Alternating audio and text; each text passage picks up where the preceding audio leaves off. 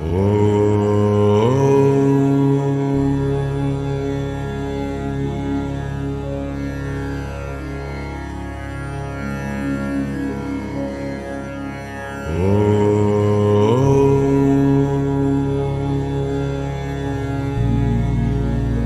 मीना कलोया विद्या भारती की इन online classes में आप सभी का स्वागत करती हूँ। आज हमारा इंग्लिश कंपलसरी की क्लास चल रही है और इसके पहले जितनी भी अपनी क्लासें हुई हैं उनमें हमने पोएम वाला जो पोर्शन था वो कंप्लीट कर लिया था।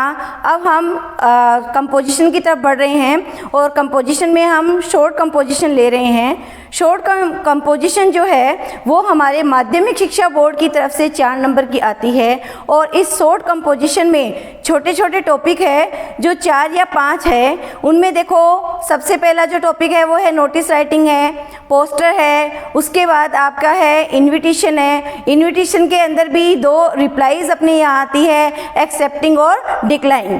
तो इस तरह से ये सारे टॉपिक अपने सारे के सारे शॉर्ट कंपोजिशन में आते हैं जो 4 नंबर के आते हैं। 1 आउट ऑफ 2 शॉर्ट कंपोजिशन अपने को अपने माध्यमिक शिक्षा बोर्ड के अकॉर्डिंग करनी होती है। अर्थात मैं कह सकती हूँ कि अपने को 2 शॉर्ट कंपोजिशन दी हुई मिलती है जिसमें से एक को अपने को करना होता है। तो इस तरह से मैं मानती हूँ कि आपको समझ में आ गया होगा कि मैं आज क्या कराने जा रही हूँ। मैं आपको शॉर्ट कंपोजिशन कराने जा रही हूँ जिसमें छोटे छोटे 4-5 टॉपिक है उनको हम क्लियर करेंगे और उसमें से पहला जो टॉपिक है आज मैं ले रही हूँ नोटिस राइटिंग का। नोटिस क्या होता है इसके बारे में हम जानेंगे। नोटिस को हम कैसे तैयार करते हैं इसके बारे में जानेंगे। नोटिस किस प्रकार से कहाँ पर प्रयोग में लाया जाता है उसके बारे में जानेंगे और नोटिस को बनाते समय उसको तैयार करते से किन किन बातों का ध्यान रखना चाहिए उसके बारे में हम जानेंगे। तो चलिए हम अपने टॉपिक की तरफ चलते हैं। आज का अपना जो अपना आज का विषय है, जो आपका आज का सब्जेक्ट है वो है शॉर्ट कंपोजिशन इंग्लिश कंपलसरी में। और अब जो उसका टॉपिक है वो है नोटिस राइटिंग। तो नोटिस राइटिंग क्या होता है उसके बारे में हम जाने। तो देखिए ए notice is a written or a printed news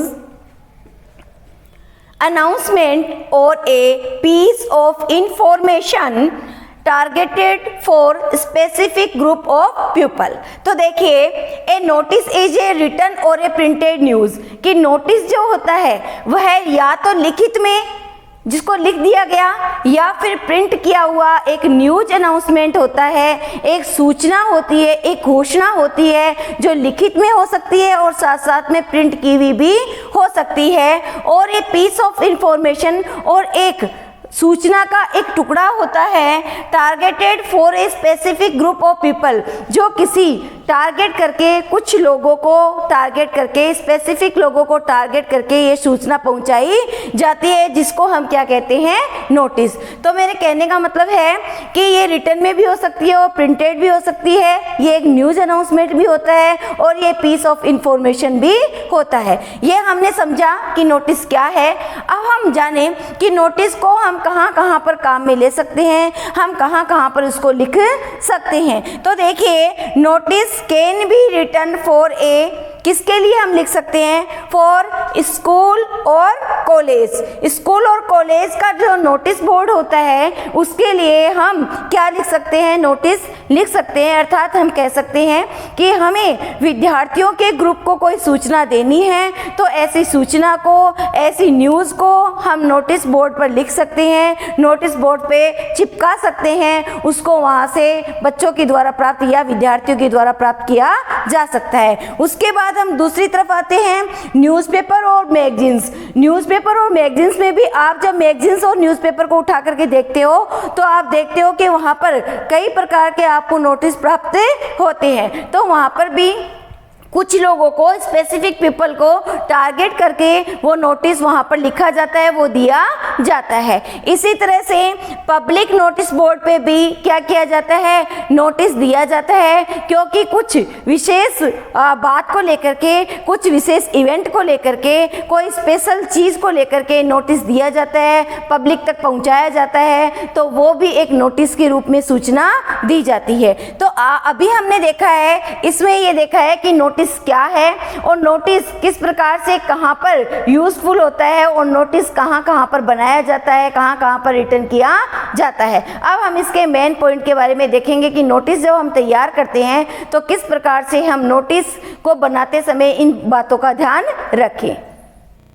हमने जाना कि नोटिस क्या है, किस प्रकार से लिखा जाता है, वो रिटन और प्रिंटेड दोनों होता है, वह एक न्यूज अनाउंसमेंट होता है, साथ साथ में हमने देखा एक पीस ऑफ इंफॉर्मेशन भी हो सकती है, हम कह सकते हैं उसको। अब हम जानेंगे कि एक नोटिस को तैयार करते हुए, एक नोटिस को क्रिएट करते हुए हमें किन किन बातों का ध्यान रखना चाहिए, किस प्रकार से हम नोटिस को बना सकते हैं। जब एक नोटिस तैयार करते हैं तो कौन कौन सी चीज़ें, कौन कौन सी कैरेक्टरिस्टिक उसकी होती है, उसकी तरफ हम ध्यान देंगे। देखिए, it is a formal and A factual in A nature.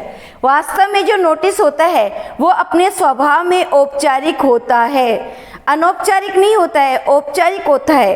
तो जो नोटिस है वो फैक्चुअल और फॉर्मल होता है। दूसरा इसका जो पॉइंट आता है वो है notice are written in a simple and formal language. जो नोटिस है वो बिल्कुल इजी लैंग्वेज में, सिंपल लैंग्वेज में लिखा हुआ होना चाहिए। बिल्कुल औपचारिक जो वर्ड होते हैं, जो फॉर्मल वर्ड्स होते हैं, उनका यूज़ करते हुए हमें क्या करना चाहिए, उस नोटिस को तैयार करना चाहिए। तीसरे पॉइंट की तरफ हम चल रहे हैं। मैं आशा करती हूँ ये दोनों पॉइंट आपको समझ में आ गया है कि ये अपने नेचर में फॉर्मल होता है, लेकिन इसके साथ साथ इसकी जो लैंग्वेज होती है वो बिल्कुल सिंपल होनी चाहिए, वो आराम से पढ़ने वाले के समझ में आनी चाहिए। आगे देखिए, it should be written in third person. ये किस में लिखी जानी चाहिए, थर्ड पर्सन में लिखी जानी चाहिए। जो नोटिस है उसमें हम थर्ड पर्सन का यूज़ करते हैं, हम फर्स्ट पर्सन और सेकंड पर्सन का यूज़ नहीं करते हैं, हम थर्ड पर्सन का यूज़ करते हैं। आगे देखिए, it is written in the passive voice. ये जो है नोटिस जो तैयार करते हैं इसमें हम सिंपल लैंग्वेज यूज़ करते हैं, लेकिन इसके साथ हम पैसिव वॉइस का भी यूज़ करते हैं। आगे देखिए, it is should be able to attractive the readers attention. ये देखो अच्छा पॉइंट है, इसकी तरफ हमें ध्यान देना चाहिए, क्योंकि हम स्टूडेंट हैं और स्टूडेंट की जो कॉपी होती है जहाँ पर हम अपना बोर्ड का काम करते हैं या जहाँ पर भी हम अपना नोट्स तैयार करते हैं, तो वो कैसा होना चाहिए, अट्रैक्टिव होना चाहिए और रीडर्स को क्या करना चाहिए, अटेंशन देना चाहिए। ऐसा अपना नोटिस होना चाहिए। ये एक विशेष बात है यहाँ पर कि जब भी हम नोटिस तैयार करते हैं तो वो कैसा होना चाहिए, अट्रैक्टिव होना चाहिए और रीडर्स को अटेंशन देना चाहिए। अब आगे के पॉइंट देखते हैं। अगला पॉइंट हम देखते हैं, अपना अगला point, notice should be presented with in a box. ये इंपॉर्टेंट पॉइंट है कि जब भी हम एक नोटिस को क्रिएट करते हैं तो हमें इसको एक बॉक्स में क्रिएट करना पड़ता है, इसको एक बॉक्स में बनाना पड़ता है। A notice should be presented within box. Box में हमें इसको बनाना पड़ता है। पहले हम बॉक्स बनाते हैं, फिर नोटिस को तैयार करते हैं। द डेट, आगे की ये बात आपको समझ में आई। आगे देखो, the date of displaying the notice should be clearly written either at the right hand top or bottom of the notice।